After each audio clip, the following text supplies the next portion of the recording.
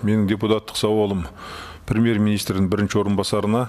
Құрметті Роман Васильевич, әлемдік экономиканың негізгі бір бөлігін құрайтын туризм саласы.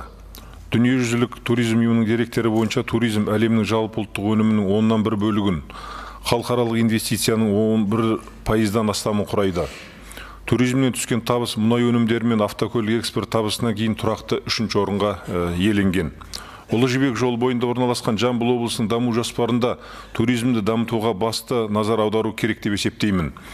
Осы саланы дамыту арқылы облысқа қосымша инвестициялар тарту мүмкіндіктері пайда болатыны белгілі. Өкінішке орай, туризмге байланысты көп мәселелер әлі де шешімін таппай отыр.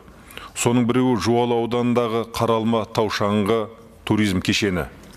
Мендегі мәліметтер бойынша аталған жоба 2018 жылы сол кездегі облыс басшысы Асқар Исабекұлы Мырзахметовтың ұсынысымен басталған. Жамбыл облысының жұртшылығы бұл ұсынысты қуана мақұлдады. Бұл жобаның инвесторы Таразстрой 2004 жауапкершілігі шектеулі серіктестігі.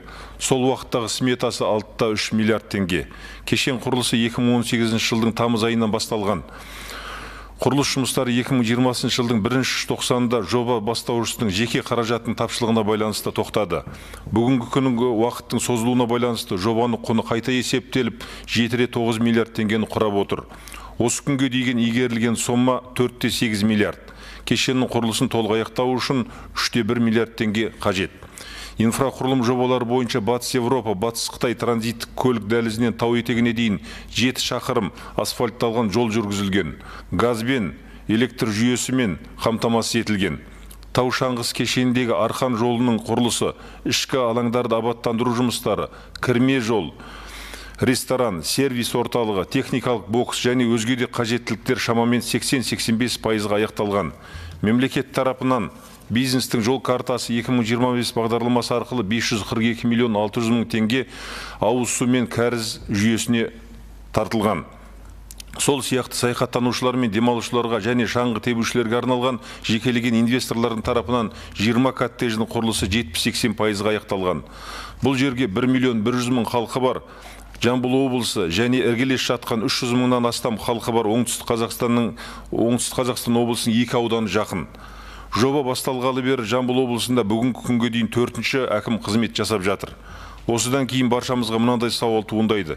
Жеке инвестордың қаражатымен халық игілігі үшін басталған осындай іргелі жобалар неге аяқсыз қалады?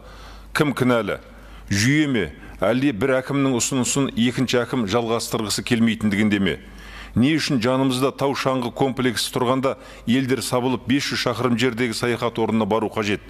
Қарапайым халықтың қалтасы шарықтаған, бағасы шарықтаған Шымбұлақ пен Ақбұлақты қалай көтереді? Жергілікті басшылар мен туризм министрі неге осыны ойламайды? Құрметті Роман Васильевич, аталған мәселеге 5 жылдан астам уақыт өтті. Шешімін таппағаннан кейін сізге депутаттық сауал жолдауға тура келді. Сізден сұранарым: бірінші, Қаралма туристік тау-шаңғы кешенінің жұмысын жандандыру үшін жобаның аяқталуына ықпал жасап, және инвесторға жағдай жасау үшін туризм министрі мен облыс басшысына тез арада шешудің жолдарын қарастыруды тапсыруыңызды сұраймын.